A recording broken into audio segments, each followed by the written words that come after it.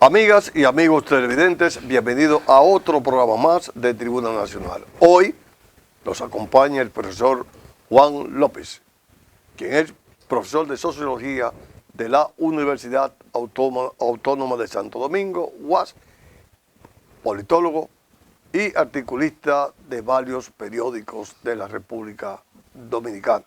Además, fue secretario general del Ayuntamiento de Santo Domingo Este. Con el profesor López vamos a hablar temas importantes de política nacional, de política internacional. Pero antes vamos a unos mensajes comerciales.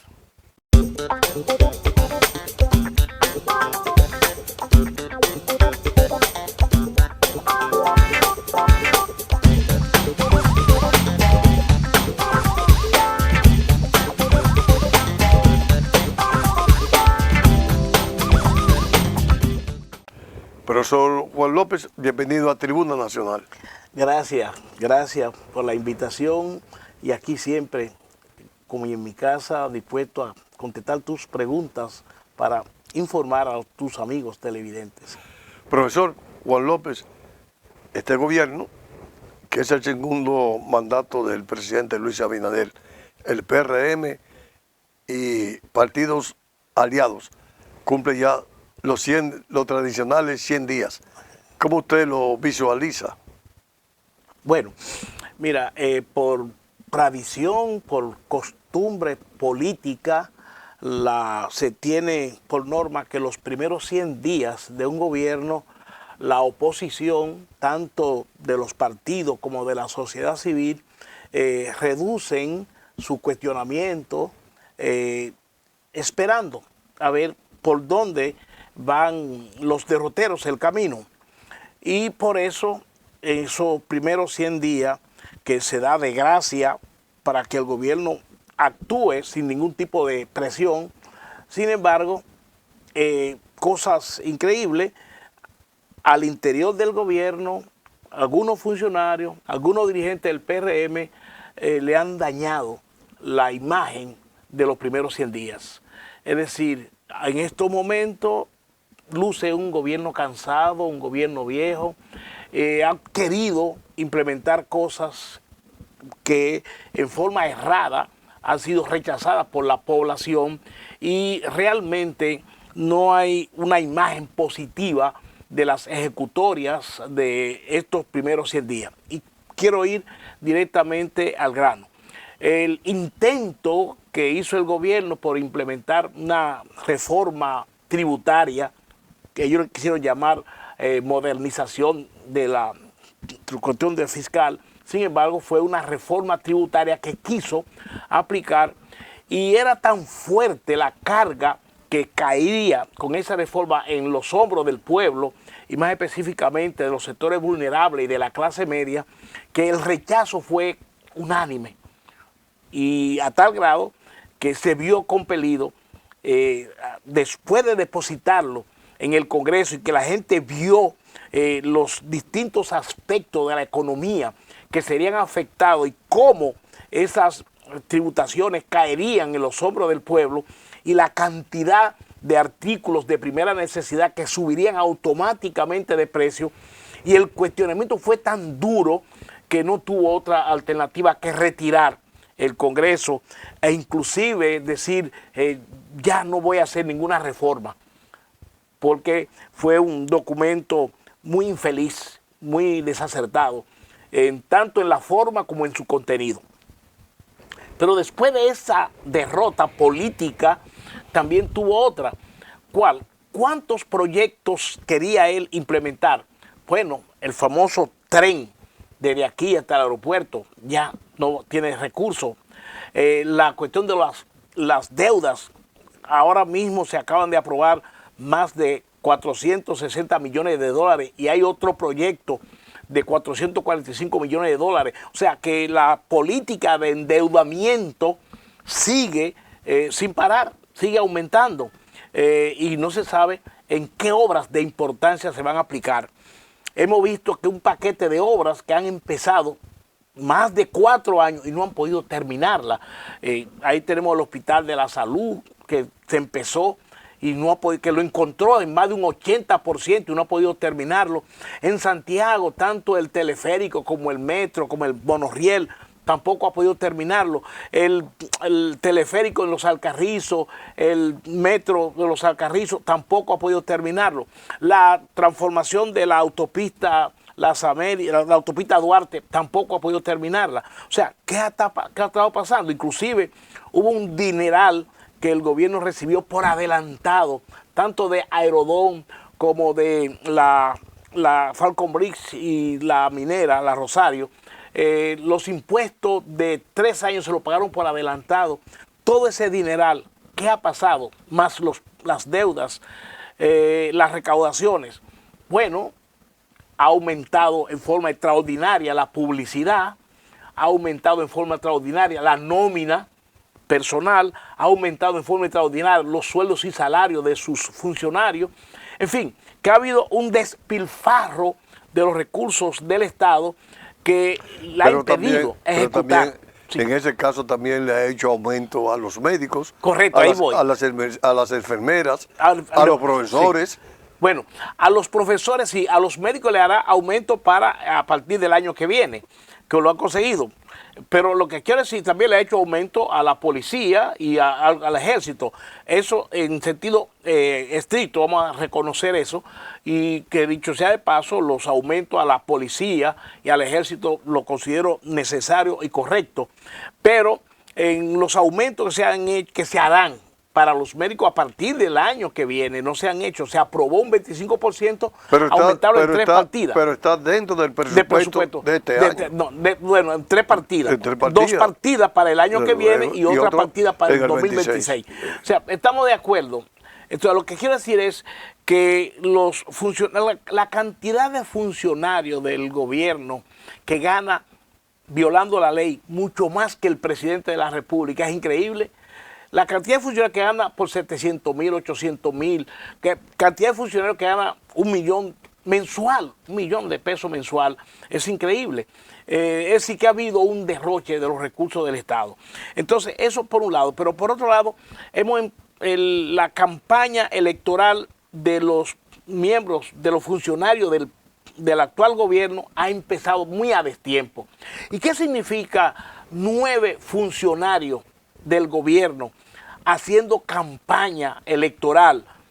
Significa que indirecta y directamente utilizan los recursos del Estado para tratar de granjearse simpatía y para tratar de aparentar que tienen posibilidades de ser los candidatos presidenciales del PRM para el 2028.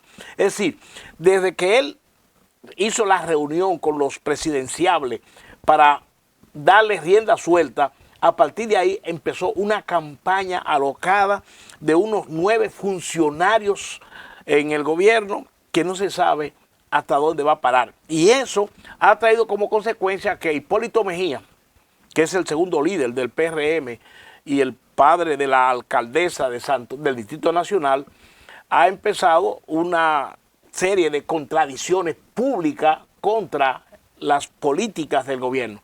Primero, la posición de Hipólito Mejía contra la migración haitiana, la posición de Hipólito Mejía contra la cuestión de los médicos, la posición de Hipólito Mejía contra la construcción del tren, la posición de Hipólito Mejía con respecto a la política de agricultura, son todas contrarias a las políticas del gobierno.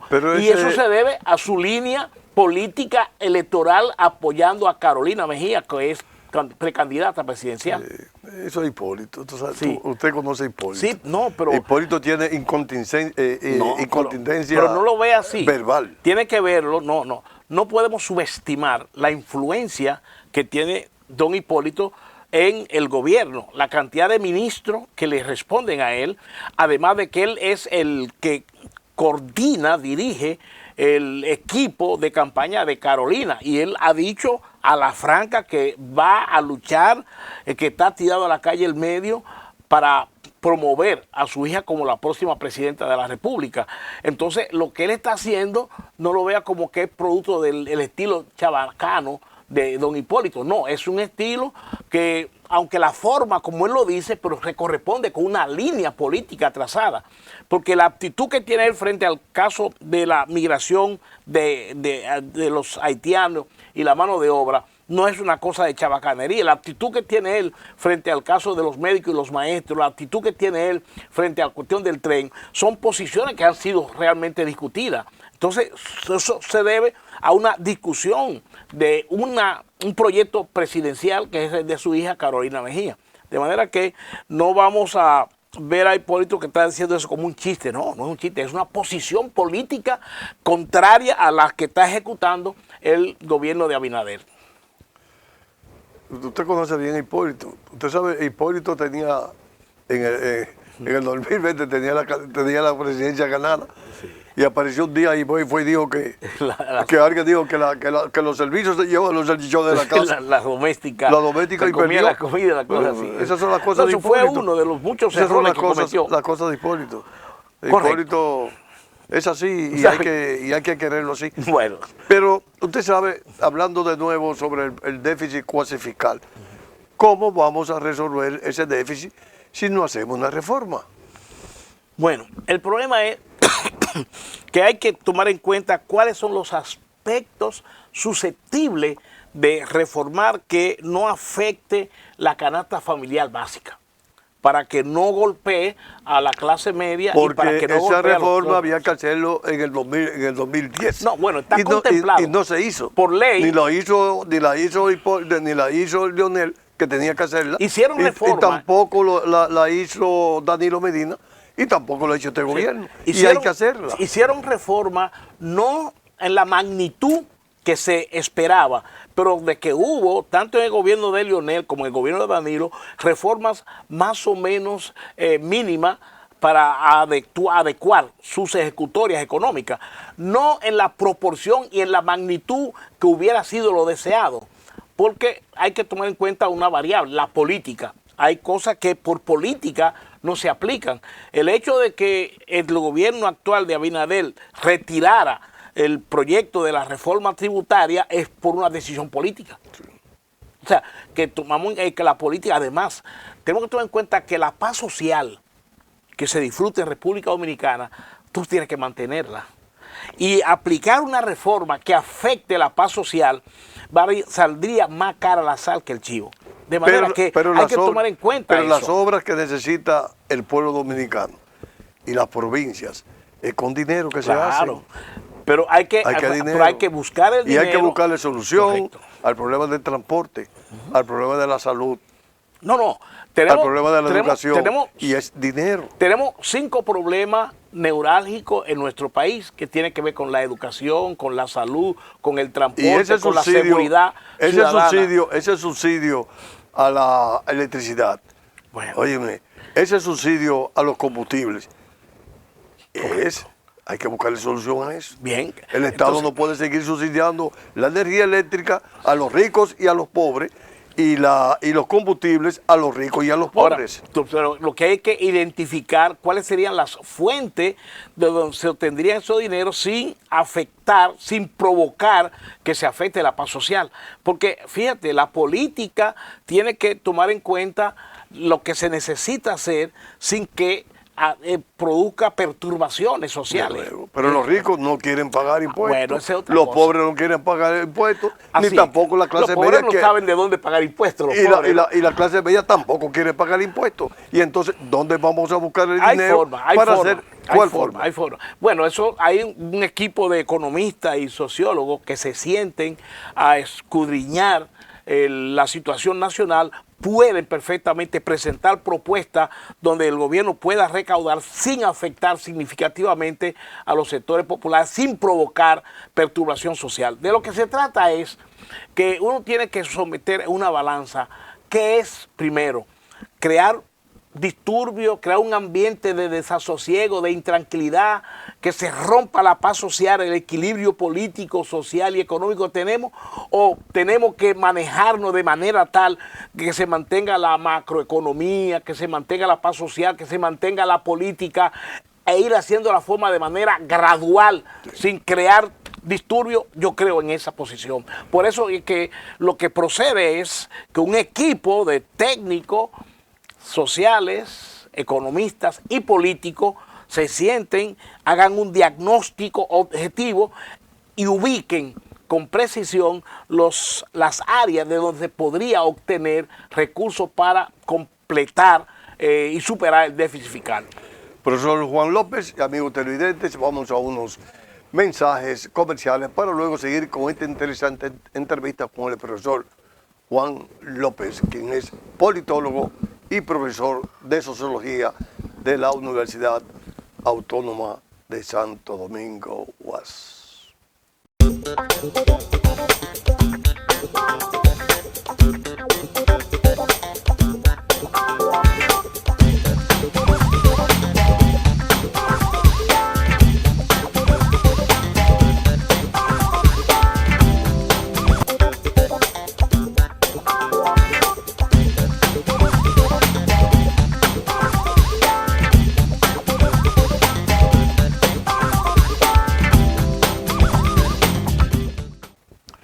Profesor Juan López, Donald Trump ganó la presidencia de Estados Unidos, ya tiene su gabinete listo, pero hay una cosa que me tiene preocupado: los aranceles y las deportaciones. ¿Qué usted cree que nos va a pasar a nosotros? ¿Nos beneficia Donald Trump?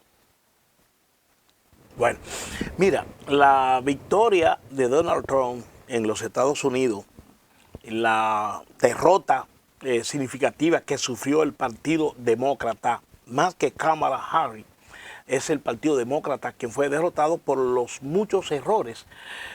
Acuérdate que esa política progresiva de querer imponer la cuestión de la política de género, privilegiar todo lo que esté relacionado con el movimiento LGTB, es decir, todo lo que tiene que ver con los abortos, todas esas cuestiones progresivas que tuvo un rechazo rotundo en el mundo correcto, más los errores, el tiempo que duró Biden queriendo ser el candidato presidencial y la forma como se tuvo que retirar. Y las condiciones de salud. Correcto, la forma que tuvo que retirarse porque se demostró que no tenía ya condiciones para continuar.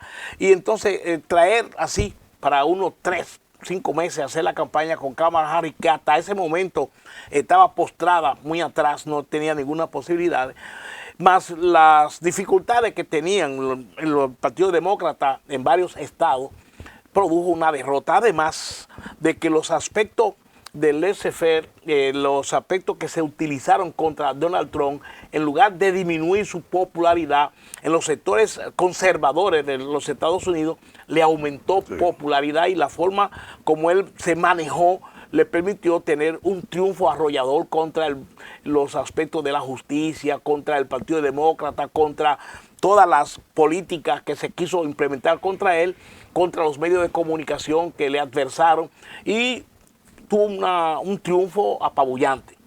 No, y él le ganó a todos, porque incluyendo a sus mismos adversarios dentro del Partido Republicano. Entonces, ahora lo que viene es, ¿qué hará Donald Trump con todo ese poder? Porque él tiene ahora el Congreso a su favor, tanto los senadores como la Cámara de Representantes, más el Poder Ejecutivo. Bueno, él ha empezado con 3 líneas grandes. Número 1, la situación contra la migración. Los inmigrantes ilegales, dice que lo va a sacar de una vez. El primer día se van todos los inmigrantes ilegales. Número 2, la situación que tiene que ver con la política de los países, México, Canadá y China. Esa competencia que es un problema que hay en Estados Unidos. Él agarra el fentanilo como la causa de los problemas fundamentales que tienen los Estados Unidos con la drogadicción, etcétera. Que no es así. Correcto. Entonces ese es el segundo elemento. El tercer elemento son las guerras. Esa guerra que hay Ucrania, Rusia, OTAN, esa guerra que hay Israel, los palestinos, etcétera. Él tiene una actitud muy radical frente a esas guerras. Entonces esos tres elementos, repito, los migrantes ilegales, la cuestión el problema de la guerra, la guerra de los Estados Unidos es una industria. Sí, correcto. No él se va a poner con ese sector económico. Ahí es que está uno de los peligros, porque paralizar las guerras en forma como él ha dicho que lo hará, implica chocar con un sector que es intransigente, que es lo que llaman los halcones, el sector guerrerista, la industria armamentista de los Estados Unidos, que es la más poderosa del mundo, y esa cantidad de armas que están vendiendo para Israel, para Ucrania, para otros países que están ingresando a la OTAN, esa cantidad de armas, esas industrias se van a quedar de brazos cruzados. Es una pregunta, uno la hace con temor, sí, con temor, así es. Tratando de que no se produzca lo peor, ¿no? Pero esas industrias son implacables, sí, con sus recursos, con sus intereses, ¿no? Entonces, a eso también hay que agregarle de que esas guerras, paralizarlas así, en forma radical, implica darle victoria al sector opuesto. Y ya tú sabes lo que significa que Putin salga victorioso de la guerra frente a Ucrania. Ya tú sabes lo que significa que Israel salga victoriosa frente a los palestinos. Eso tiene consecuencias posteriores. Entonces, queremos que haya paz. Queremos que no se avance en una posible tercera guerra mundial. Queremos que se desaparezca ese temor que en estos momentos hay en el aire, hay en el ambiente, ese temor a una posible tercera guerra mundial, que sería la más catastrófica, porque sería ya una guerra donde se usarían armas nucleares. Ya sabemos lo que significa que desde Rusia se usen armas nucleares. Yeah. Sabemos esos misiles que en 10 minutos... ¿Cuál podría ser la suerte de Nicaragua, Cuba y Venezuela? Esa es. Nicaragua, Cuba, Venezuela, que están en tres momentos de crisis, los tres países están en una crisis económica, social y política delicadísima. ¿Qué pasará? De seguro que el estilo de Donald Trump apretará a esos países. El futuro de Nicaragua, de Cuba y de Venezuela lo veo con pesimismo. Soy pesimista frente a la actitud de Donald Trump frente a esos gobiernos que son de izquierda. De manera que eso para mí es muy preocupante. ¿Qué pasará? La situación de Venezuela, que para el mes de enero, el día 10, debe juramentarse, entre comillas, el que resultó reconocido como el candidato presidencial por el Consejo Electoral de Venezuela. Tenemos que los Estados Unidos ya reconoció formalmente a González Urrutia. Eso quiere decir que ya ahí hay un problema serio, porque junto con Estados Unidos hay una gran cantidad de países, por ejemplo la Unión Europea va a actuar en la misma línea de los Estados Unidos y varios países. Pero ya lo hicieron anteriormente con Guaidó y no pasó nada. Claro, correcto. No, pasó que un fracaso. Lo que pasó fue un fracaso el caso de Guaidó. Nada. Porque además, en el caso de Guaidó, habían elementos políticos e institucionales que se le impedía hacer. Pero en el caso de González Urrutia, la situación es diferente. Aquí hubo unas elecciones donde Maduro no ha podido presentar pruebas de que ganó, mientras que el otro, González Urrutia, sí, el sector de él ha podido presentar actas y resultados de que ha ganado. O sea que allá el caso Guaidó y el caso González Urrutia es totalmente diferente. Aquí el producto de la elección, acuérdate que el caso Guaidó fue que la Cámara de Diputados que lo designó presidente, no, sin haber pasado por un proceso electoral. Entonces aquí no, aquí hubo unas elecciones donde un sector lo está presentando como el triunfador. O sea, la situación de Cuba es muy triste económicamente hablando. Ahora mismo le están exigiendo a las empresas que aporten un 50% de su energía a la población. Sí, Pero no solamente lo vea en materia de materia energética, sino también la alimentación, También, la sí. medicina.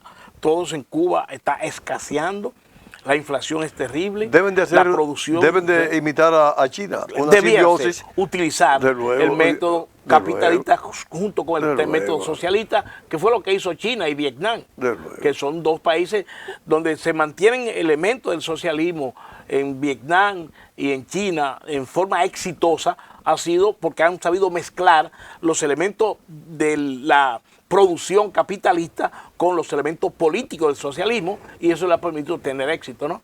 Profesor, lamentablemente el tiempo ha sido determinante que esta interesante entrevista con usted haya concluido. Sin embargo, le doy unos cuantos segundos para que usted se despida del pueblo dominicano, de los dominicanos que viven aquí en la República Dominicana y los que están fuera del país. Bueno, solamente desearle que en estas Navidades el pueblo dominicano mantenga un ambiente de festividad, de unión familiar, que todo pase en paz y que nos preparemos para que el próximo año 2025 sea mucho mejor, tanto económica como socialmente, para el pueblo dominicano. Amigas y amigos televidentes, hoy estuvo con nosotros el doctor Juan López. A ustedes, como siempre, les damos las gracias y yo espero que estén conmigo en otro programa más de Tribuna Nacional.